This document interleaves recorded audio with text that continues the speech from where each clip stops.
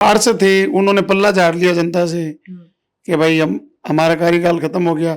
और जो करने वाले थे नई पार्षद थे, कोई गरीब पीड़ित आता है तो वो उसके साथ खड़े थे। कोई भी अधिकारी महापौर जी की एक भी कमिश्नर से बनी नहीं। भाई उनके क्या रहे क्या नहीं रहे वो जाने। बाकी अधिकारी किसी की सुनते ही नहीं थे, पार्षदों की भी नहीं सुनते थे, तो आम जनता की तो सुनने का कुछ था ही नहीं। सड़क नाली, ये अपने लाइट, ये तो सर कॉमन समस्या है। बहुत से पार्षद हैं ये भी काम नहीं करवा पाते। अभी बीजेपी कांग्रेस कार्यालय में लाइन लगी है लंबी लंबी। अगर तुम धरातल पे काम करते तो तुम्हारे को जरूरत ही नहीं है भाई वहां घूमने की। जैसा कि आप जानते हैं कि निकाय चुनावों की घोषणा होने के बाद से ही चारों तरफ जो उम्मीदवार हैं या जो कार्यकर्ता हैं उनमें एक अलग तरीके की उत्साह और जोश दिखाई दे रहा है। लॉयन एक्सप्रेस भी एक सर्वे कर रहा है जिसमें आप लॉयन एक्सप्रेस की जो ऐप है उसके माध्यम से अपने जो कैंडिडेट है जिसको आप अपने वार्ड का पार्षद देना चाहते हैं उसमें वोट कर सकते हैं। फिलहाल हम मनोज बिश्नोई जी के साथ हैं। ये 35 नंबर वार्ड से पार्षद रहे, विधानसभा में भी इन्होंने अपनी दावेदारी दी थी और अभी भी 35 और 31 दो वार्ड से ये अपनी दावेदारी कर रहे हैं। क्या प्लान है, क्योंकि पहले आप रह चुके हैं पार्षद, इस बार फिर आप पार्षद रहने वाले हैं, विधानसभा में भी आपने दावेदारी की थी। पार्षद जब गली में जाता है तो लोग किस तरीके की समस्याएं बताते हैं? देखो साहब, सड़क नाली, ये अपने लाइट, ये तो सर कॉमन समस्या है। बहुत से पार्षद हैं ये भी काम नहीं करवा पाते क्यों प्रशासन सुनता नहीं है। इसके बाद में पर्सनल काम लोगों को बहुत पड़ते हैं क्योंकि इजी अप्रोच पार्षद है। एमएलए भी वोट लेता है, एमपी भी वोट लेता है, मगर इजी अप्रोच क्या पार्षद है तो उसको सबसे पहले पकड़ते हैं और उससे मतलब आकांक्षाएं बड़ी बड़ी रहती है, अपेक्षा बड़ी रहती है, उस पर वो खरा उतरता नहीं है। चलो भाई आप बड़े काम मत करो, मगर जो जायज़ काम है साहब उसके लिए तो पब्लिक का काम करो। अब चुनाव के टाइम आप निकल के आ रहे हो कि भाई पार्टी टिकट देगी तो हम लड़ेंगे। अभी बीजेपी कांग्रेस कार्यालय में लाइन लगी है लंबी लंबी। अगर तुम धरातल पे काम करते तो तुम्हारे को जरूरत ही नहीं है भाई वहाँ घूमने की। भाई जनता तुम्हें अपना आप जिता देगी, ऑफिस में जाने की क्या जरूरत है कांग्रेस बीजेपी की। आपने दोनों बार निर्दलीय चुनाव लड़े, इससे पहले आपने शायद कांग्रेस से कोशिश की थी या कौन सी पार्टी में थे आप? कांग्रेस से मैंने टिकट मांगी थी एमएलए में। एमएलए में, अच्छा। उस समय नहीं मिली तो फिर आपने निर्दलीय चुनाव लड़ा? नहीं, फिर मैंने आरएलपी से लड़ा था। आरएलपी से? हाँ। अब ये पार्षद का जो चुनाव है वो आरएलपी के बैनर तले हो रहा है या निर्दलीय? सर मेरी बात सुनो सर, मैं पार्टी में विश्वास नहीं करता। मैं जनता से अपील करना चाहता हूँ, जो अच्छा आदमी है आपका फ़ोन उठाए, आपके घर पे डीजे बजे नहीं आ पाए, दुख में आपके साथ खड़ा है, वो चाहे निर्दलीय हो चाहे किसी भी पार्टी से हो, वो सब खरा आदमी होना चाहिए। निगम में जाके ठेकेदार नहीं बने, किसी से नेताओं की चापलूसी नहीं करे। चलो चापलूसी करे वो उसका खुद का मैटर है, मगर आराम की कमाई नहीं खाए सर। मोटी बात एक ये है कि वो जनता उसको भेजती तो अपने सुख के लिए है, मगर वो वहाँ जाके भ्रष्ट हो जाता है और फिर वहाँ ठेकेदार बन जाता है, फिर उसको 50 रास्ते वहाँ चोरी के और मिलते हैं, उसकी तरफ वो डाइवर्ट नहीं हो सर। मैं आपसे एक बात और पूछना चाहूँगा।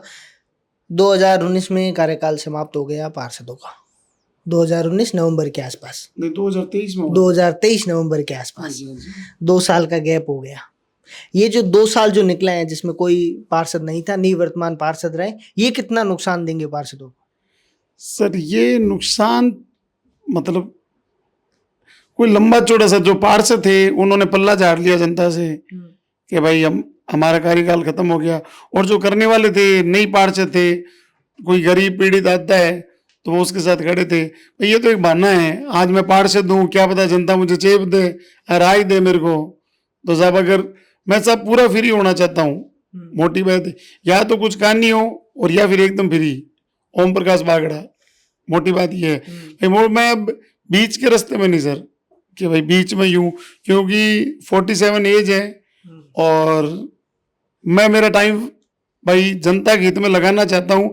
अगर जनता मुझे वोट देगी तो, और नहीं तो साहब मैं पॉलिटिक्स में मेरी कोई बड़ी महत्वाकांक्षा नहीं है। लोग कह रहे हैं कि ये कोई महापौर के लिए कर रहा है, साबित तो मारो डोड़ को नहीं कि मैं महापौर खातर करूं, मगर मैं सोच रहा हूँ निगम में बढ़िया से बढ़िया पार्षद जाए। और मैं फिर निवेदन कर रहा हूँ, मैं जिनको नहीं भी जानता हूँ, 80 वार्ड में तो सबको जानता नहीं हूँ, जो आपके दिन रात काम आए, अच्छा आदमी जो आपकी बात उठा सके, प्रशासन से लड़ सके, लड़के काम करा सके, अगर कोई उसका भाई भी गलत है वो उसके भी खिलाफ जाके काम करा सके, ऐसे आदमी को वोट दो आप। एक आपने भी कल या परसों में कोई मीटिंग ली थी, पार्षद बीजेपी कांग्रेस के दोनों वहाँ इकट्ठे हुए थे, उसमें भी यही तय किया गया कि कोई भी पार्टी से टिकट मिलता है चाहे नहीं मिलता है, चुनाव लड़ना है। सब रोज मीटिंग चल रही है, पूर्व पार्षद हैं, वर्तमान पार्षद हैं, टिकट नहीं मिली तो निर्दलीय लड़ेंगे।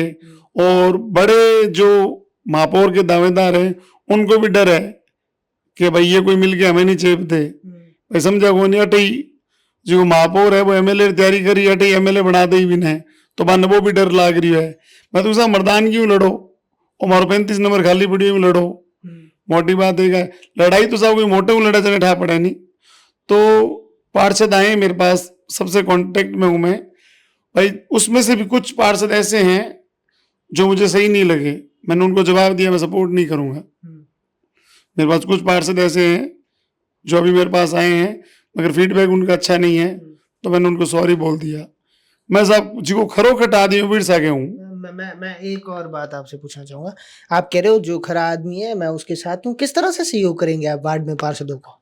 सब ओपनली जितना हमारा जोर है मैं टीम उतारूँ हमारी बाहर से आगे, और जो मेरे से बन पड़ेगा वो मैं करूँगा उनके लिए। मैं गली गली घूमूंगा और सोशल मीडिया के माध्यम से, और जो मेरे सोर्स हैं अगर कोई अपने माने भाई किसी वार्ड में मेरी जितनी पकड़ है, चाहे 1 वोट की पकड़ होगी, चाहे 100 वोट की होगी, चाहे 200 वोट की, जितनी भी होगी सर मैं उसकी मदद करूंगा सर। ये आप निकाय चुनाव की आड़ में एमएलए की तैयारी कर रहे हैं? समझे कौन साहब, एमएलए तो साहब माने जातिवादी तो हावी है, 4000 में छिपी हो साहब, कोई वो नहीं है सब मानो भाई चुनाव लड़ने की इच्छा ही है एमएलए की, लड़ियो साहब बढ़िया लड़ियो बात है।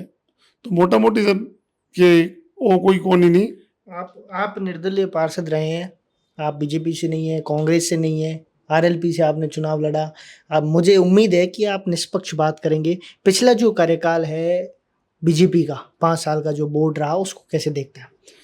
सब उसमें प्रशासन हावी था, कांग्रेस राज में भी था, बीजेपी राज में भी था, निगम में कोई भी अधिकारी महापौर जी की एक भी कमिश्नर से बनी नहीं, भाई उनके क्या रहे क्या नहीं रहे वो जाने। बाकी अधिकारी किसी की सुनते ही नहीं थे, पार्षदों की भी नहीं सुनते थे, तो आम जनता की तो सुनने का कुछ था ही नहीं। कांग्रेस राज में भी बोर्ड की हालत खराब थी, बीजेपी राज में भी हालत बहुत खराब है, सब सड़कें नालियां आप देखो सर, कोई सुनने वाला आदमी नहीं है। बीजेपी के जो पदाधिकारी हैं उनका ये दावा है कि जो 2.5 साल पहले रहे जिसमें राजस्थान में कांग्रेस का राज था और फिर जो 2.5 साल रहे उसमें बीजेपी का राज आ गया था, तो पहले 2.5 साल में तो कोई काम नहीं हुआ, लेकिन पिछले जो 2.5 साल रहे जो अंत के कार्यकाल के वो बहुत बढ़िया रहे। मेरे हिसाब से साहब उनको, वो पार्टी के पदाधिकारी हैं, निष्पक्ष बात करो तो सर आप चेक करवा लो, सर्वे करवा लो। और अभी आपने देखा भजनलाल जी आए थे तो रोडें टूटी हुई थी, ये वीडियो डाल रहे थे कि भाई सिर्फ भजनलाल जी का जो रोड मैप है उसी को ही सही कर रहे हैं। और सब कांग्रेस राज में भी यही था, जब कोई सीएम साहब आते थे तो वही रोड तैयार होती थी, इसके अलावा कुछ नहीं होता था। तो साहब दोनों एक जेड़ा ही आकड़ो, फर्क ही कौन दोनों में, मतलब काम करने की इच्छा ही नहीं है। और अभी साहब बरगलार वोट लेने चक्कर में हर पार्टी हर आदमी सोचे एक बार वोट ले लियो, और ऐसा जनती में जनता गलती में नेताओं री कम मानू जनता री ज्यादा है साहब। वो पर्व है साहब, ये पर्व मायने लोग खा ले पी ले वोट दे दे भावुकता मायने माइंड वॉश कर, मगर साहब बन वो चुनना चाहिए कि यार सटीक आदमी कौन है, कौन आधी रात ने काम आ सके, निष्पक्ष बात कर सके। कितना नंबर देशो 10 मासों पिछले बोर्ड ने? मेरे हिसाब से सर नंबरिंग है ही नहीं सर। 0 कहना चाह रहे हैं आप लेकिन कह नहीं पा रहे। नहीं क्यों कौन का 0 है सर? हाँ। सुन लो पाची थे मारो, मतलब कांग्रेस बीजेपी दोनों ही बात करूं साहब, दोनों टाइम में भी काम को नहीं हुई साहब। और कोई मैं ऐसा नहीं है कि मैं भाई आप महापौर जी ने पूछ लो, प्रशासन ने पूछ लो, थे भी बीकानेर निवासी हो, तो दोनों टाइम ही काम नहीं हुआ सर। और सब पीड़ित, मैं कह रहा हूँ पीड़ित क्योंकि सुनने वाला नहीं है, चैम्बर में नहीं घुसने देते सर अधिकारी। आप अगर जीतते हैं पार्षद का चुनाव, इसके बाद आप कह रहे हैं कि आपके 10-20 और भी ऐसे लोग हैं जो उनको किसी भी पार्टी से टिकट मिले या ना मिले आप उनका सहयोग करेंगे, तो क्या आप महापौर के लिए दावेदारी तो करेंगे? सर मेरी 80 सीटों में से अगर आप 25 भी आपके पास लाते हो तो दावेदारी तो कर ही सकते हैं आप। देखो साहब हमारी बात स्ट्रेट फॉरवर्ड है। मैं एक पार्षद ही कौन बनूं, जनकटू महापौरगंज जाऊं, तो ये तो कयास है साहब। हमारी बात सुनो, लोग अड्डी जेब दी वार्ड में जेब दी कट जावा साहब, जनता जनार्दन है तो मोटी चीज है। कोई मैं आगे रही तो लंबी प्लानिंग को नहीं, मोटा मोटी चीज है। बाकी मैं कहूँ साहब किसी भी पार्टी हो, चाहे कांग्रेस हो, बीजेपी है, निर्दलीय है, जिको बढ़िया आदमी भी वोट करो सर। भाई मैं थानू उजलो लागू दो, नहीं उजलो लागू नहीं बढ़िया हो तो साहब मत दो, मगर साहब जिको बढ़िया है भी न दो सर। जिको आप रे दिन भर रात दिन तरसा के खड़े हो रहे हैं, और जिको दुख में तरसा, सुख में तो चलो सब सारा है। भाई पार्टी डीजे बजाओ साहब, तब 8 बजे बुलाओ 6 बजे आ जाए, और सब कोई दुख पड़ गया साहब फोन ही नहीं उठा रही है। मैंने बहुत फील किया सर, बचपन से लेके आज तक, मतलब ऐसा लगता था कि काम पड़ेगा तो जिस पे विश्वास होता था सबसे पहले वही भागता था, वो चीज है। अब आपके वार्ड की थोड़ी सी बात कर लेते हैं। 35 नंबर वार्ड है आपका, कहाँ से लेकर कौन सा एरिया आता है 35 नंबर? सादुलगंज पूरा है सर, सादुल कॉलोनी आदि है, मंजू कॉलोनी है। क्या स्थिति है आपके वार्ड की? सर मेरी बात सुनो, वार्ड की स्थिति अच्छी है, और सब खरी बात करूं साहब, मंजू कॉलोनी विकास कम हुआ है सर, मारो मैं झूठ नहीं बोली जी मारो। बाकी सादुल कॉलोनी और सादुलगंज प्लस में सर। लोग बता रहे हैं कि नगर निगम में जिस तरीके का बजट मिला, उसके बाद अलग अलग वार्ड को भी अलग अलग बजट दिया गया, तो उस हिसाब से जितना विकास होना चाहिए था, क्या आपने करवा पाए उतना? भी ज्यादा कराया हो साहब, उससे ज्यादा करवाया मैंने। नशे की क्या स्थिति है आपके वार्ड? नशे की एक जगह नशे ज्यादा है, मंजू कॉलोनी में छोटे छोटे बच्चे सर, बहुत नशा है, और सर वहां पे पीड़ा होती है सर नशे को लेके। अब सर हालत खराब है, पूरे बीकानेर की खराब है सब। नशा जैन जी को ले बैठा है, मतलब मेरे एक वार्ड में टीचर है, एक जेईएन है, एक ही बेटा है, एमडी स्मैक ले रहा है, रोज माँ बाप को दीवार पे लगाता है। वो जो मैडम है दीदी हैं, वो तो रिजाइन डाल रही है नौकरी से, कह रही है मनोज मेरा वो नहीं करनी नौकरी, एक ही औलाद है, वो एडी निकल गई साहब। आप क्या कर रहे हैं इनको सुधार के लिए? आपके दिमाग में कोई प्लान है कि भाई मेरे वार्ड में कम से कम ये चीजें ना हो? सर मेरे वार्ड में नशा पॉइंटों में है सर, और सर मैं डर के मारे साहब, मैं खुद मरनो मंजूर है सर, मगर मैं गलत चीज नहीं होने दूं साहब। प्लान बना रहे हो? हाँ नहीं चल रहा है मेरा, आप किसी से पता कर लो, और सदर एरिया लगता है, सदर से पता कर लो, सबसे पीसफुल एरिया है। नशेड़ी कॉलोनी सर, नशेड़ी एक मंजू कॉलोनी में है सर, वहां पे भी सुधार, अगर पार्षद बढ़िया तो भी ठीक है, नहीं बढ़िया तो भी, भाई बच्चा कोई पढ़े लिखे है, बाप ने माँ बापा ने, चलो माँ बाप और मत करो, कोई खुद रो तो भलो करो सर, जनरेशन तो बचाओ सर, बात चीज है। पार्षद बने या न बने, जो इनके वार्ड है, जहाँ पे इनका जो टारगेट है, जो इनके लक्ष्य हैं, वो जरूर पूरे किए जाएंगे। मैं हूँ योगेश राजस्थानी, आप देख रहे थे लॉयन एक्सप्रेस। धन्यवाद।